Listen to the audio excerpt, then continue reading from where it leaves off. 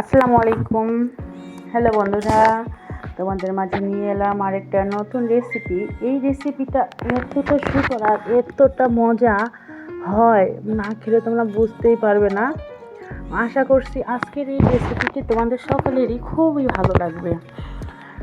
তো viewers, welcome to my channel রমণী রান্নাঘর ব্লগ। তো আশা করতেছি তোমরা পুরো রেসিপিটি দেখবে আর এই রেসিপিটি অবশ্যই তোমাদের ভালো লাগবে। তো আজকের রেসিপিটি হলো সামুদ্রিক মাছ দিয়ে বেগুন, আলু, টমেটো দিয়ে মাখা মাখা আর কি। তো এই সামুদ্রিক মাছটা যে কী নাম বলে আমি নিজেও জানি না, আপনারা জানলে অবশ্যই জানাবেন। আমি নিজেও আসলে দোকানদার বলেছিল, কিন্তু পরবর্তীতে ভুলে গেছি আবারও। তো এটা সামুদ্রিক মাছ আসলে অনেকে এমনিতেই মাখা মাখা করে ঝোল করে, আবার অনেকে ফির ভেজেও খায়। তো আমার কাছে মনে হলো যে ভেজে খাইলে বেশি ভালো লাগে, তার জন্য কিন্তু আমি ভেজেই নিব এটা। তো ভেজে নেওয়ার পরে অনেকটাই আপনার কই মাছের মতো আর কি গ্রানটা চলে আসছিল। এদিকে আমি লবণ হলুদ মাখিয়ে নিলাম মাছে, আর তেলটা দিয়ে দিলাম। তেলটা এদিকে গরম হলেই আমি মাছগুলো দিয়ে দেবেন। তো যারা নতুন আছে অবশ্যই চ্যানেলটি সাবস্ক্রাইব করে পাশে থাকবে, আর আজকের রেসিপিটি কেমন হয়েছে অবশ্যই জানাবে। তো আমি একে একে সকল মাছগুলো দিয়ে সুন্দর করে ভেজে নেব। তোমরা স্টেপ বাই স্টেপ পুরোটা ফলো করো।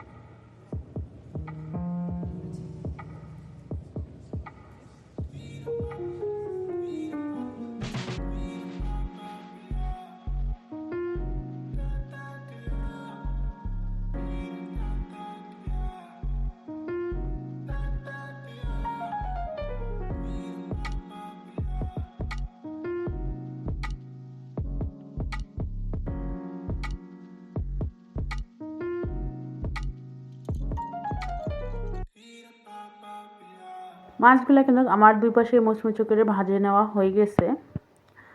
তো এই মাছটা কিন্তু সেরকম একটা কাটা যে তাও কিন্তু নাই, মাঝখানে যে পেটের এখানে সেইখানেই কাটাটা শুধু, আর পিঠে কোনো কিন্তু কাটা নাই, মাছের পেটেই শুধু কাটা।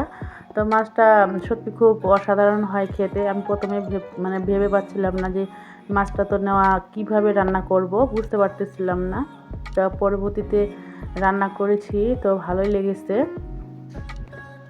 সমস্ত কিছু উঠে নেওয়া হয়ে গেল, সমস্ত মাছ। এখন আমি এখানে পেঁয়াজ দিয়ে মশলাটা আর কি ভেজে নিব, পেঁয়াজটা ভেজে নিব।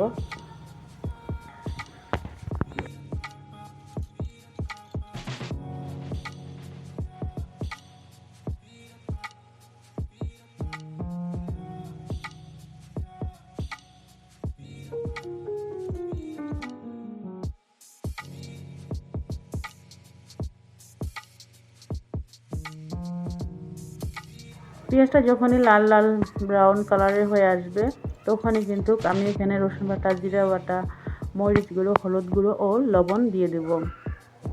তো একদমই কিন্তু বেশি অতিরিক্ত বেরেস্তা করে ভাজবেন না। এটা হলো বেশি অতিরিক্ত ভাজলে তরকারিটার স্বাদ নষ্ট হয়ে যাবে।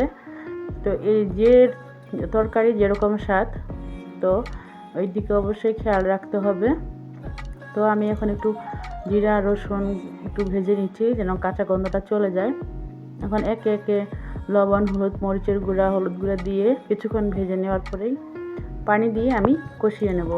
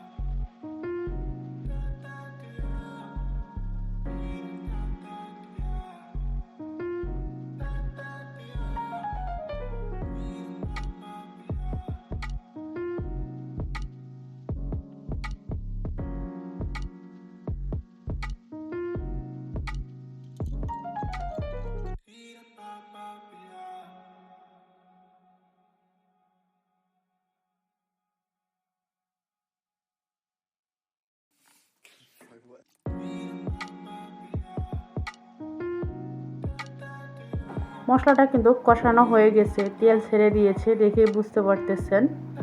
এখন আমি আলুগুলো দিয়ে দেব। আলুগুলো দিয়ে আমি কয়েক মিনিট নেড়ে চেড়ে কষিয়ে নেব।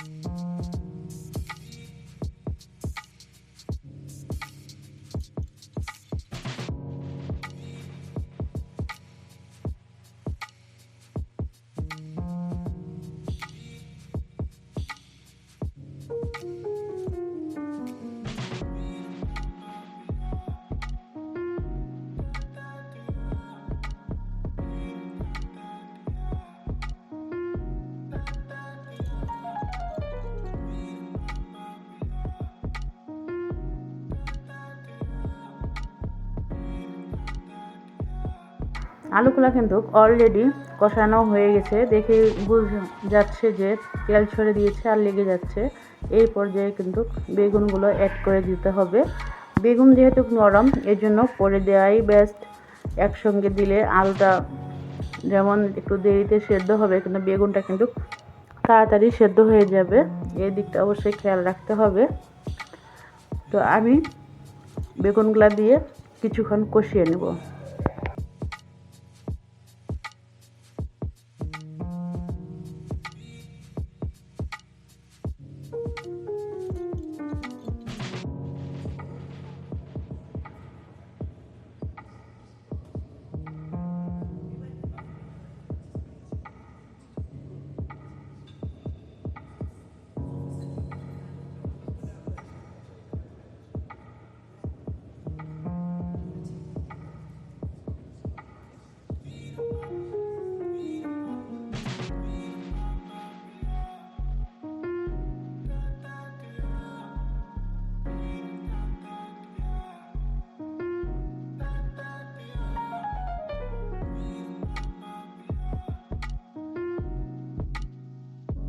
কিছুক্ষণ কষিয়ে নেওয়া হয়ে গেলে আমি কিন্তু এই পর্যায়ে পানি দিয়ে দেব। দেখে বুঝতে পারতেছেন কষানো কিন্তু কমপ্লিট হয়ে গেছে। যেহেতু বেগুন অতিরিক্ত বেশি কিন্তু নাড়াচাড়াও করা যাবে না, তাহলে একদম থেতলে যাবে। এদিকটাও খেয়াল রাখতে হবে।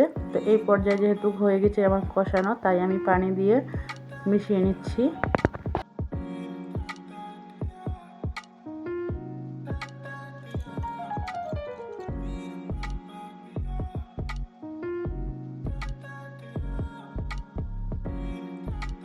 এখন আমি কয়েকটা টমেটো ফালি করে রেখে দিয়েছি। টমেটোগুলো আমি উপর দিয়ে দিচ্ছি। দেওয়ার পরে ঢেকে দিব। একটু পানিটা যখনই উতলে উঠবে, তখনই আমি পরবর্তীতে মাছ অ্যাড করব।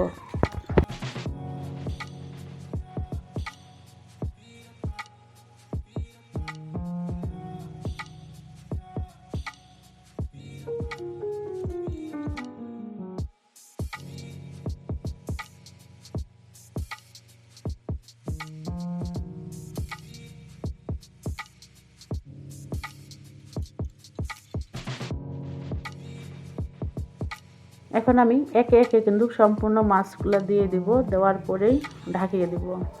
যারা এত দূর পর্যন্ত চলে আসছো, এখনও একটা লাইক আর একটি কমেন্ট করো নাই, অবশ্যই আমার প্রিয় বন্ধুরা একটা লাইক করে একটা সুন্দর কমেন্ট করে জানাবে যে আজকের রেসিপিটি কেমন হয়েছে। আশা করতেছি আজকের রেসিপিটি সকলের খুব ভালো লাগবে।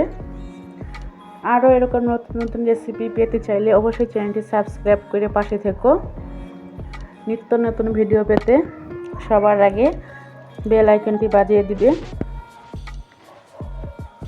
আমার এই রেসিপিটি কেমন হয়েছে অবশ্যই জানাবে। আজকের মতো এখানে বিদায় নিতে হচ্ছে। আমি কিন্তু একদম ঝোলও রাখবো না, আর একদম যে শুকায় ফেলবো তাও না, একদম মাখা মাখা ভাব থাকবে। এই মাছের স্বাদটা কিন্তু ঠিক সেরকমই ভালো হয়। অতিরিক্ত ঝোল রাখলে কিন্তু স্বাদটা নষ্ট হয়ে যাবে, এই দিকটা অবশ্যই খেয়াল রাখতে হবে। অল্প অল্প ঝোলের মাধ্যমে কিন্তু এটার স্বাদ হয় দ্বিগুণ। দেখে বুঝতে পারতেছেন আমার ঝোলের পরিমাণটা ঠিক কেমন। তো আজকের মতো বিদায় নিচ্ছি। আমার প্রিয় বন্ধুরা ভালো থাকবেন, সুস্থ থাকবেন। আল্লাহ হাফেজ। আসসালামু আলাইকুম।